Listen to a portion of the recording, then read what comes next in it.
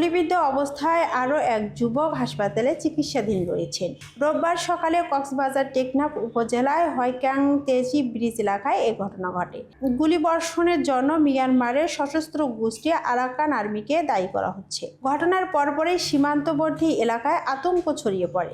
স্থানীয় বাসিন্দারা জানান, টেকনাফ সীমান্তের ওপারে মিয়ানমারের রাখাইন রাজ্যে রোহিঙ্গা সশস্ত্র গোষ্ঠীর আরাকান আর্মি ও দেশটির সেনাবাহিনীর মধ্যে ত্রিমুখী সংঘর্ষ চলছে।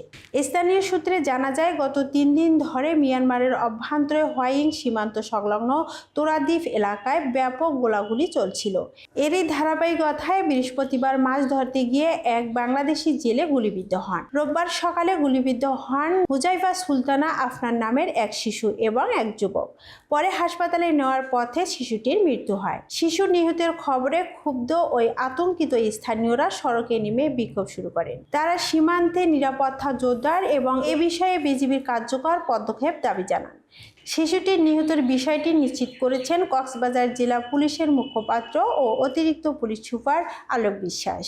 তিনি জানান, গুলিতে এক শিশু নিহত হওয়ার খবর পুলিশ পেয়েছে এবং ঘটনাটি খতিয়ে দেখা হচ্ছে। তদন্ত শেষে বিস্তারিত জানানো হবে বলে জানান তিনি।